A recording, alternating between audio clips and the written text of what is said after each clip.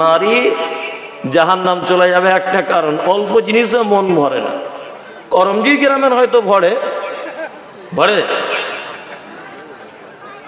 অল্প জিনিসে মন ভরে না। আর ওরা খুব হিংসুকে হয়, মন খুব হিংসা ওদের। তার একটা প্রমাণ দেখবেন, যখন মুরগিকে খেতে দেয় মেয়েরা, ডান হাত দিয়ে গম বা চাল দিচ্ছে, খেতে দিচ্ছে, আর বাম হাতে দেখবেন একটা ঝাঁটা নিয়ে দাঁড়িয়ে আছে। মানে অন্য কোনো কারো মুরগি যদি ঢুকে যায় তাহলে তার কলিজা ফেলে দিবে একদম। খুব হিংসুক হয় ওরা। কি বললাম বুঝলেন তো? হযরত মুহাম্মদ সাল্লাল্লাহু আলাইহি ওয়াসাল্লাম জ্ঞানী লোক ছিলেন না বোকা লোক ছিলেন? খুব জ্ঞানী লোক ছিলেন, তাই না? ভবিষ্যৎবাণী কি করেছেন দেখুন, অল্প জিনিসে মন ভরে না, যতই দেন তবুও বলবে নাই, তবুও বলবে নাই। আমার বউকে তো যখনই বলি চলো না কোথাও যাই, সব সময়তেই বলে ভালো শাড়ি নাই, কি পরে যাব।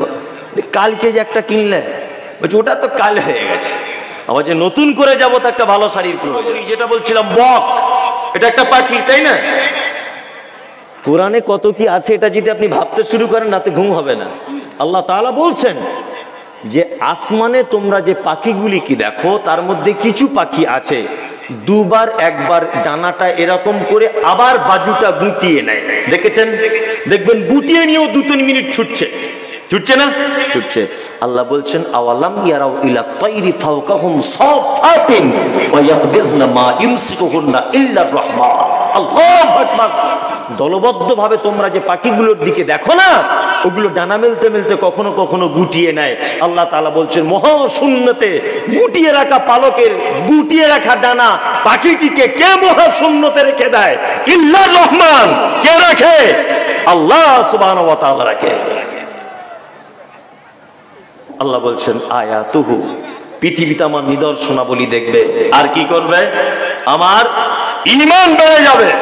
মুমিনের তৃতীয় গুণ ইয়াতাওয়াক্কালুন, মুমিন আল্লাহর উপরে ভরসা করে। আমরা কার উপরে ভরসা করব? জোরে বলুন তো, ঘুমাচ্ছেন কিনা আপনারা?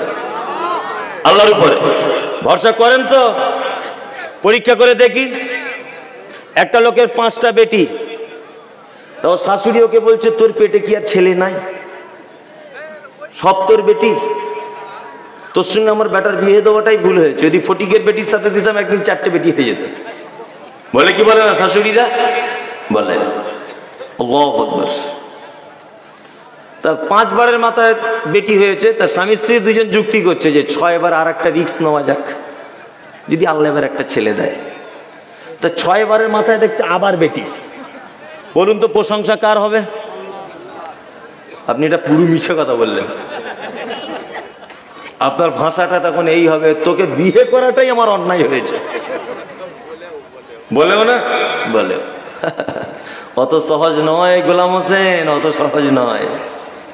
হ্যাঁ, সমস্ত ব্যাপারে প্রশংসা কার হবে? আল্লাহ। আপনার বেটাটা ইনকাম করতে শিখেছে, দিল্লি থেকে বাড়ি আসছিল, ওই মোর গ্রামে নেমেছে, নেমে বাসে করে আস্তে আস্তে ঠিক আপনার নলহাটিতে নেমেছে, আর একটা ট্র্যাক্টর এসে অ্যাক্সিডেন্ট করে দিল, মৃত্যু লাশ বাড়ি চলে এলো। মেয়েরা কাঁদতে কাঁদতে বলছে আল্লাহ, লিলি লিলি যে ইনকাম করতে শিখলি, একই লিলি, কানাটাকে দেখতে পেলি না? আর মেয়ে ছেলেরা আবার অনেক সময় বলে আল্লাহ তোর দয়াও নাই, এই দুধের বাচ্চার মাটাকে তুলে নিলি। বলে কি বলে না? বলে। আচ্ছা বলুন তো, যার বেটা মারা গেল, ইনকাম করা বেটা, যুবক, 18, 20, 30, 25 বছরের বয়স, আচ্ছা বলুন তো আল্লাহর উপরে ভরসা থাকবে? কঠিন পরিস্থিতি না? খুব কঠিন পরিস্থিতি। এটাই হচ্ছে ঈমানের চরম পরীক্ষা। এটা কি ঈমানের চরম পরীক্ষা? ইয়াতাওয়াক্কালুন, মুমিন আল্লাহর উপরে ভরসা করে। ছেলেরা তবু একটু আধটু করে, মেয়েরা খুব কম করে। মেয়েরা আল্লাহর উপর ভরসা কি করে? খুব কম করে। ওই ব্যাপারে আল্লাহ নবী সাল্লাল্লাহু আলাইহি ওয়াসাল্লামের একটা হাদিস বলে দিই, তাহলে বলে দিই চট করে ওদের ব্যাপারে হাদিসটা বলে দিই। আল্লাহ নবী বলছেন, যে রাতে মিরাজ হলো বিশ্ব নবীজির, নবী বলে জাহান্নামে মহিলাদের ভিড়। একজন মহিলা বলে বিশ্ব নবীজিরে কোন কারণে বেশি ভাগ যাব জাহান্নামে? প্রথম কারণ হলো অধিক নারীগণ, অল্প ধনেতে তাদের ভরে না কমল। দ্বিতীয় কারণ হলো শোনো সমাচার, না শুকরিয়া করে ওগো স্বামীকে তাহার, গীবত যে বেশি করে এক অপরের তরে, এহেন কারণে নারী যাবে জাহান্নামে। আল্লাহর নবী বলেছেন, মিরাজের রাত্রিতে জান্নাতের দিকে দেখলাম সব যেন দুর্বল মানুষেরা জান্নাতের ভিতরে রয়েছে, আর জাহান্নামের দিকে দেখলাম অধিকাংশ নারীকে যেন জাহান্নামের ভিতরে রাখা আছে। আল্লাহর নবী ফেরত আসার পরে বক্তব্য রাখতে রাখতে বললেন, ইয়া মাশারান নিসা তাসাদদাকনা তাসাদদাকনা, ও জগতের যত নারীরা তোমরা বেশি করে সাদকা করো, আমি তোমাদের এই মাত্র জাহান্নাম থেকে অধিকাংশ নারীদেরকে দেখে এলাম। আল্লাহু আকবার। মহিলা বলছেন, আল্লাহ নবী কারণ কি আমরা জাহান্নামে যাব? আল্লাহ নবী বলছেন, প্রথম কারণ হলো অধিক নারীগণ, অল্প ধনেতে তাদের ভরে না কমল। নারী জাহান্নাম চলে যাবে একটা কারণ, অল্প জিনিসে মন ভরে না। করমজি গ্রামের হয়তো ভরে, অল্প জিনিসে মন ভরে না। আর ওরা খুব হিংসুকে হয়, মন খুব হিংসা ওদের। তার একটা প্রমাণ দেখবেন, যখন মুরগিকে খেতে দেয় মেয়েরা, ডান হাত দিয়ে গম বা চাল দিচ্ছে, খেতে দিচ্ছে, আর বাম হাতে দেখবেন একটা ঝাঁটা নিয়ে দাঁড়িয়ে আছে। মানে অন্য কোনো কারো মুরগি যদি ঢুকে যায় তাহলে তার কলিজা ফেলে দিবে একদম। খুব হিংসুকে হয় ওরা। কি বললাম বুঝলেন তো? হযরত মুহাম্মদ সাল্লাল্লাহু আলাইহি ওয়াসাল্লাম জ্ঞানী লোক ছিলেন না বোকা লোক ছিলেন? খুব জ্ঞানী লোক ছিলেন, তাই না? ভবিষ্যৎবাণী কি করেছেন দেখুন, অল্প জিনিসে মন ভরে না, যতই দেন তবুও বলবে নাই, তবুও বলবে নাই। আমার বউকে তো যখনই বলি চলো না কোথাও যাই, সব সময়তেই বলে ভালো শাড়ি নাই, কি পরে যাব? কালকে যে একটা কিনলে, বলছি ওটা তো কাল হয়ে গেছে, আবার যে নতুন করে যাবো তো একটা ভালো শাড়ির প্রয়োজন। মানে ওর এত দেওয়ার পরেও শুধুই একটাই কথা, ভালো শাড়ি নাই, ফালতু যাব না। আশ্চর্য ব্যাপার, এটা নারীর খাসলাত। নাম্বার 2, বিশ্ব নবী বলছেন স্বামীর অকৃতজ্ঞ। স্বামীর অকৃতজ্ঞ হয় না? আপনাদের এখানে অবশ্য হয় না? হয়, হয়। মানে বেচারা খুব টেনশনে আছে, এ বলছে হ্যাঁ কেন বউ ভালোবাসে না? বাসে, মাশাআল্লাহ মাশাআল্লাহ। আম্মা জান আয়েশার আল্লাহর নবীর যে কি প্রেম, হাদিসে রয়েছে, পাতায় পাতায় দেখলে অবাক হয়ে যেতে হয়। আম্মা জান আয়েশা বলছেন, যে গ্লাসে আমি পানি পান করিতাম, পান করা হয়ে গেলে নবীকে দিতাম, দেখিতাম আমি নিজ নয়নেতে, ওখানে মুখ লাগায়া নবী পান করিতেন। গোস্ত খেয়ে হাড্ডি গুলো ফেলিয়া দিতাম, চুষে চুষে খেত নবী চোখেতে দেখিতাম। আল্লাহু আকবার। আম্মা জান আয়েশা বলছেন, আল্লাহ রাসূল যে গ্লাসে পানি পান করেছেন ওই গ্লাস আমি রেখে দিয়েছি, ওই রেখে দেওয়া গ্লাস আল্লাহর নবী ওই জায়গাটা মুখ লাগিয়ে পানি পান করেছেন। নাম্বার 2, আম্মা জান আয়েশা বলছেন, আমি গোশত খেয়েছি, হাড্ডিটা ফেলেছি, তা আল্লাহর নবীকে দেখেছি ওই হাড্ডিটা আবার মুখের ভিতরে নিয়ে রস বার করে করে চিবিয়ে চিবিয়ে খেতেন, এত প্রেম ছিল। আল্লাহ তাআলা বলছেন, ইয়াতাওয়াক্কালুন, আল্লাহর উপরে ভরসা করবে। মহিলারা 3 নম্বর আল্লাহর উপরে ভরসা করবে। 4 নম্বর গীবত করে, পরনিন্দা, এক অপরের সঙ্গে কথা বলে বলে বেড়ায়, বেড়ায় না? বেড়ায়। এই 4টে কাজ মায়েরা সাবধান হয়ে যান। আল্লাহ তাআলা বলছেন, ইয়াতাওয়াক্কালুন আল্লাযীনা ইউকিমুনাস সালাত, আর মুমিন হলো তারা। কারা মুমিন? আল্লাহ তাআলা বলছেন, আল্লাযীনা ইউকিমুনাস সালাত, যারা সালাত আদায় করে। করে না? করে। ইদানিং মসজিদে একটা সমস্যা চলছে সব জায়গায়, সব জায়গায়। কিছু যুবক ছেলে নামাজ পড়া ধরেছে, সব জায়গাতে এটা চলছে, সব জায়গাতে। আর সঠিক হাদিস কোরআন তারা সোশ্যাল মিডিয়াতে শুনছে, সেগুলোকে মানার চেষ্টা করছে, নিয়ে গ্রামের ইমাম সাহেবের বিপক্ষে চলে যাচ্ছে। তখন ইমাম সাহেব আরো কিছু লোক ফিটিং করে বলছে এরা অন্য দলে চলে যাচ্ছে। অনেক মসজিদে হচ্ছে না এগুলো, হচ্ছে কি হচ্ছে না? হচ্ছে। বলছে এরা সব অন্য দলের লোক। আসলে অন্য দলের নয়, ইমাম সাহেবের জায়গায় হাত পড়েছেন, ইমাম সাহেবের রাগ হচ্ছে। আমাদের গ্রামে একটা লোক ইমামতি করতেন, মুর্শিদাবাদে বাড়ি, নাম বলবো না। তা ওনাকে বলছে চলুন না ফজরের নামাজ পড়ে একটু তবলিগ করি, বেনামাজিদের যদি নামাজি করা যায়। ইমাম সাহেব বলছে আপনার না হয় মাথা খারাপ, আমার তো খারাপ নয়। বলছি কেন? বলছে আপনি জানেন বেশি নামাজি হলে আমার চাকরি টিকবে না, বেশি নামাজি হয়ে গেলে আমার চাকরি টিকবে না। এই অল্প লোক বরঞ্চ এদেরকে তবু পটিয়ে পাটিয়ে রাখা যাচ্ছে, বেশি হয়ে গেলে আর সামলানো যাবে না, তখন আমার পিছনে লাগবে। ওই জন্য তবলিগ না করাই ভালো, যে যেমন আছে তেমন থাক, নামাজ না পড়ে আরো ভালো। কি বলছি বুঝতে পারছেন না? তা আমাদের ভিতরে এরকম কিছু অ্যাক্টিভ যারা মতিউর রহমান মাদানী, আব্দুর রাজ্জাক বিন ইউসুফ, মুজাফফর বিন মহসিন, আরো বড় বড় শায়েখদের বক্তব্য শুনে যারা ইসলামের সঠিক তত্ত্বটা জেনে বুঝে আমল করার চেষ্টা করছে, আবার এক শ্রেণীর আলেমও দেখছি এদের পিছনে লেগে আছে। বলছে ও মাদ্রাসায় পড়ে নাই, যেমন তাই বকে, বলে কি বলে না? বলে। আল্লাহ তাআলা বলছেন আল্লাযীনা ইউকিমুনাস সালাত, তোমরা নামাজের ব্যাপারে অ্যাক্টিভ হও, ওয়া মিম্মা রাযাকনাহুম ইনফিকুন, তোমরা কি করো? আল্লাহর রাস্তায় দান করো। এই ব্যাপারে একটা হাদিস বলি, তারপরে শেষ করে দিই। এক, হযরত উসমানের নাম শুনেছেন? হযরত উসমান, হ্যাঁ, মাদ্রাসার প্রতি নজর, মানে আদায় করতে হবে, তাই তো? আচ্ছা, ইশারা। আচ্ছা, হযরত উসমানের নাম শুনছেন? খুব বড় মাপের মানুষ না ছোট মাপের? বড় মাপের। কত বড় মাপের একটা হাদিসের টুকরো শুনে বুঝতে পেরে যাবেন। আল্লাহ নবী সাল্লাল্লাহু আলাইহি ওয়াসাল্লাম বাড়িতে বসে আছেন, আম্মাজান আয়েশার উরুতে মাথা দিয়ে শুয়ে আছেন। কে? আল্লাহর নবী। পর্দার আয়াত তখন নাজিল হয়নি। দরজায় কে? আবু বকর। আল্লাহ রাসূল বলছেন এসো ভিতরে, এসো ভিতরে, এসো ভিতরে। এলেন, কথা বললেন। আবু বকর তো বেটি, আবু বকরের বেটি আয়েশা, পর্দার আয়াত ফরজ হয়নি। আবার আবু বকরের সঙ্গে কথা বললেন, আল্লাহর নবী ওই অবস্থাতেই আছেন। আবার দ্বিতীয়বার কে? না, ওমর। আল্লাহ রাসূল আদেশ করলেন ভিতরে এসো। ওমর ভিতরে এলেন। ওমর মানে শ্বশুর, হাফসার আব্বা। তা আল্লাহ নবী সাল্লাল্লাহু আলাইহি ওয়াসাল্লাম কথা বললেন, ওই অবস্থাতেই আছেন আল্লাহর নবী। আবার দরজায় কে? আলী। আল্লাহর নবী বলছেন এসো। আলী মানে ভাতিজা, আবার জামাই, তাই তো? এই চাচাতো ভাই আবার জামাই, ওইভাবেই আছেন। দরজা আওয়াজ হচ্ছে কে? উসমান। আল্লাহ রাসূল লাফ দিয়ে উঠে জামা কাপড় সব ঠিকঠাক করে দাঁড়িয়ে গেলেন। হযরত আলী বলছেন আল্লাহর নবী আমি আলী, আমি হলাম জামাই, আপনি আমাকে দেখে লজ্জা করলেন না। উসমান হযরতে আবু বকর আপনার শ্বশুর, তাকে দেখে আপনি লজ্জা করলেন না।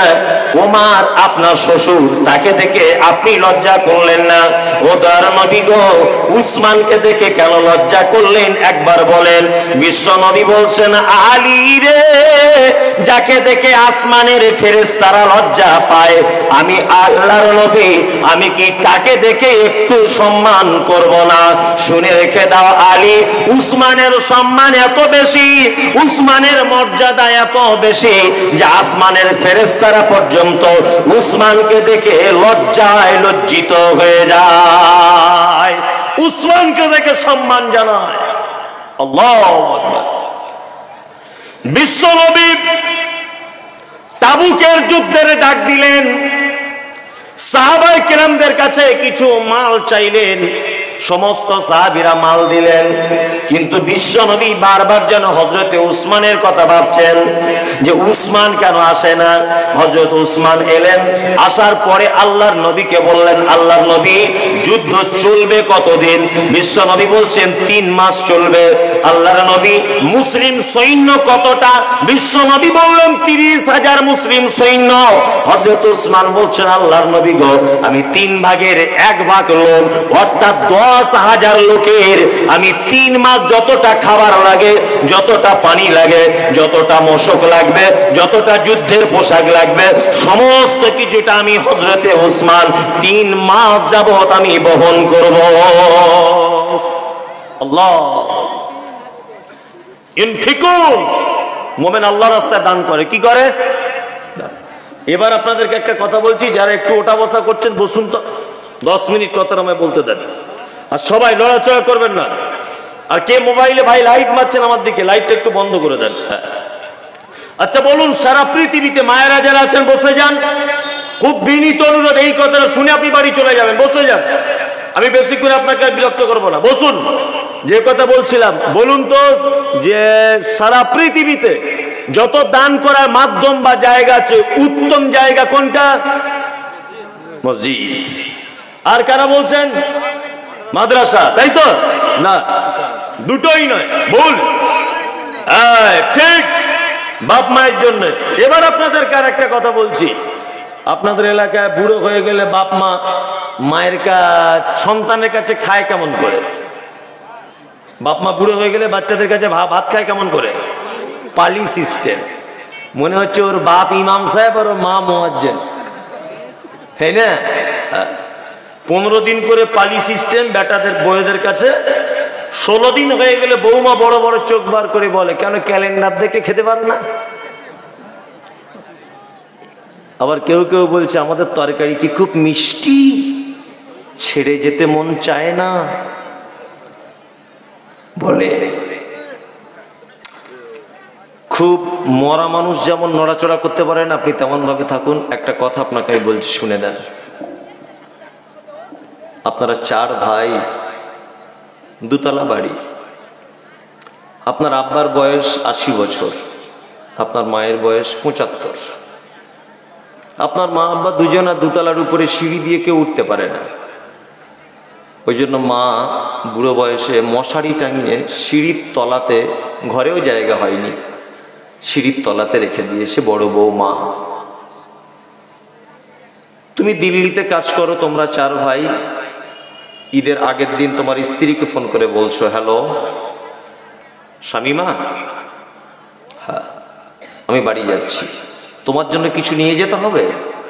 আচ্ছা, আমার জন্য একটা শাড়ি, মেয়ের জন্য জামা, ছেলের জন্য জিন্স প্যান্ট, আর আমার বোনের জন্য 2টো শাড়ি আনবে, ওর বোনের জন্য।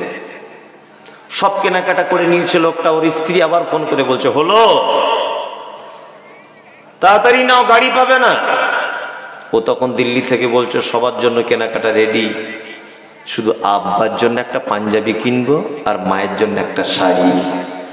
তখন ওর স্ত্রী করমজি থেকে বলছে, কেন প্রতি বছর তুমি তোমার আব্বা মাকে শাড়ি জামা কাপড় দিবে? তোমার আর 3টে ভাই চোখে দেখতে পায় না? বাড়ি চলে আসো। বাড়ি চলে এলো। কেন তোমার মায়ের আজকে এই অবস্থা? ঈদের দিনে মসজিদের মাইকে আওয়াজ হচ্ছে, আল্লাহু আকবার, আল্লাহু আকবার, লা ইলাহা ইল্লাল্লাহ, আল্লাহু আকবার, আল্লাহু আকবার, ওয়ালিল্লাহিল হামদ। হয় কি হয় না? আল্লাহ। সবাই ঈদের নামাজ পড়তে যাচ্ছে নতুন জামা পরে। আর তোমার আব্বা গত বছরের একটা পাঞ্জাবি ছিল, তোমার ছোট বোন দিয়েছিল, আর গত বছরের একটা লুঙ্গি পরে আস্তে আস্তে করে তোমার আব্বা লাঠি নিয়ে ঈদগাহ পর্যন্ত গেল। তোমার মা বিছানায় পেচ্ছাপ করেছে বলে বড় বৌমা একবার গোসলটাও করিয়ে দিল না। ঈদের নামাজ পড়ে সবাই বাড়ি চলে এলো। তোমার মা তো স্বামীর প্রতি একটা টান আছেই, বারবার পোতাদেরকে জিজ্ঞেস করছে, হারে তোর দাদু গোসল করলো, তো দাদু নামাজ পড়তে গেল, তো দাদুকে একটা লুঙ্গি বার করে দে না। স্বামী স্ত্রী তো। ঈদের নামাজ পড়ে সবাই বাড়ি চলে এসেছে। দাদু ফকিরের মতো লাঠি নিয়ে মেন গেটের সামনে বসে আছে দুপুর 2টো পর্যন্ত। একটা একটা বৌমাও একবারও জিজ্ঞাসা করলো না যে আব্বা কিছু খেয়েছো? সবাই নিজের শালা শালি নিয়ে ব্যস্ত, তাই না? সবাই। আচ্ছা, তোমার আব্বা মায়ের এই অবস্থা কেন? পানির বোতলটা দেখি হুজুর। তোমার আব্বা মায়ের এই অবস্থা কেন? কেন তোমার আব্বা মায়ের এই অবস্থা?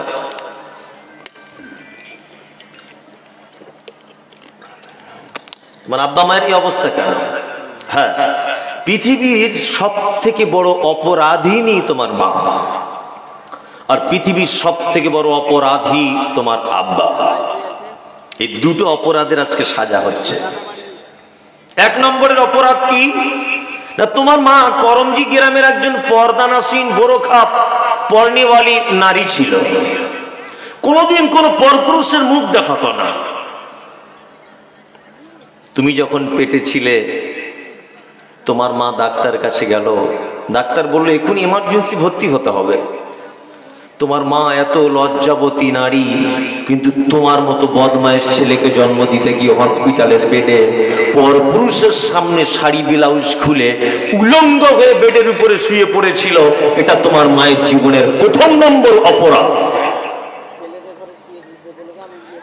তোমার মায়ের দ্বিতীয় নম্বরের অপরাধ, তোমার মায়ের মাথার চুল কালো কুচকুচে অপরূপা চরমা সুন্দরী। তোমার মা হাঁটু পর্যন্ত তোমার মায়ের মাথার চুল দুলতো। পাড়ার মেয়েরা তোমার মায়ের মাথার চুল দেখতে আসতো।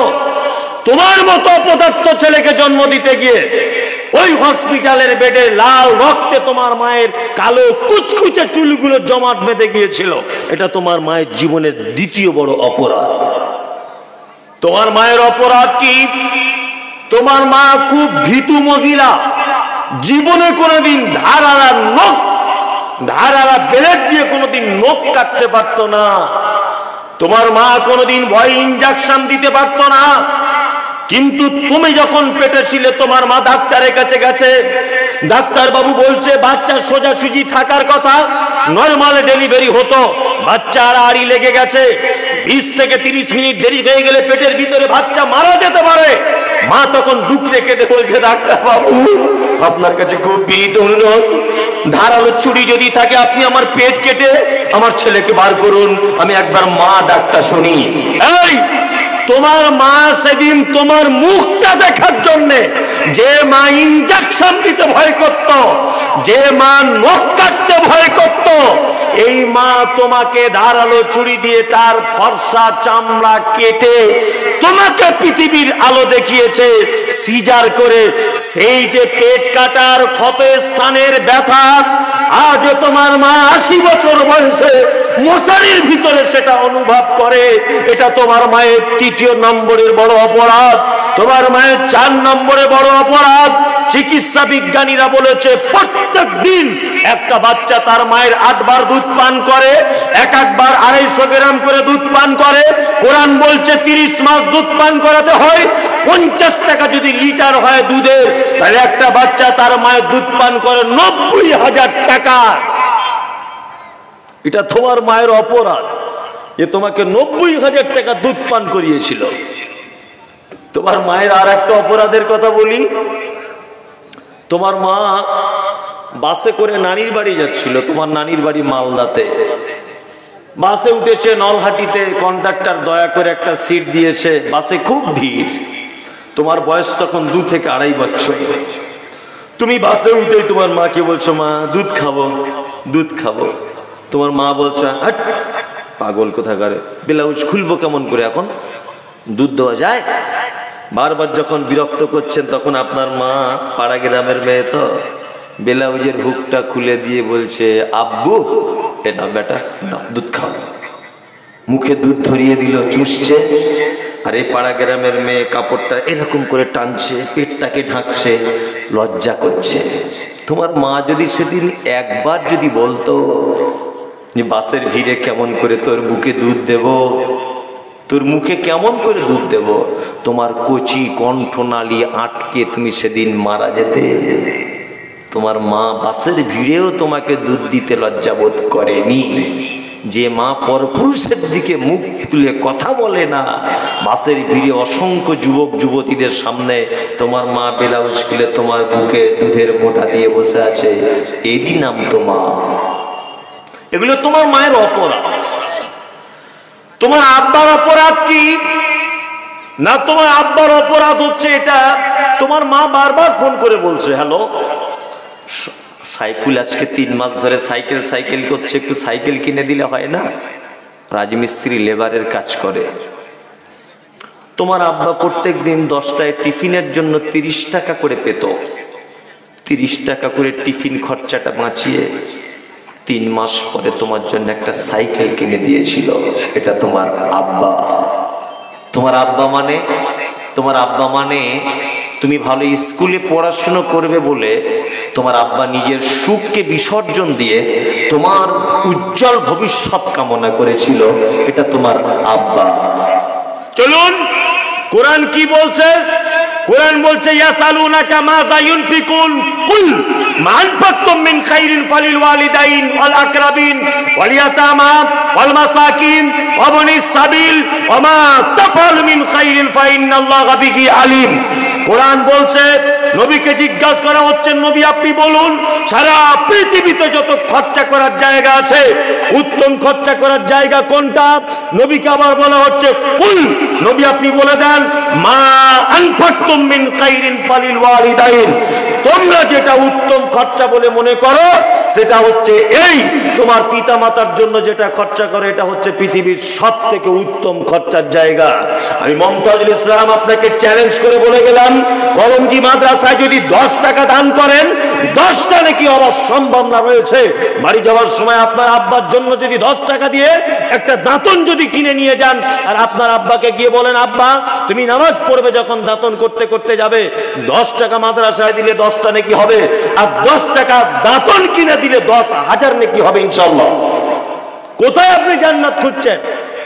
টাকা হয়েছে, কাজ নাই, একবার হজ ফরজ করে নিয়েছে, উমরা করে নিয়েছে, প্রত্যেক বছর দেখছি মক্কায় চলে যাচ্ছে উমরা করতে, আর মা পালি সিস্টেমে ভাত খায়। তোমার লজ্জা শরম আছে?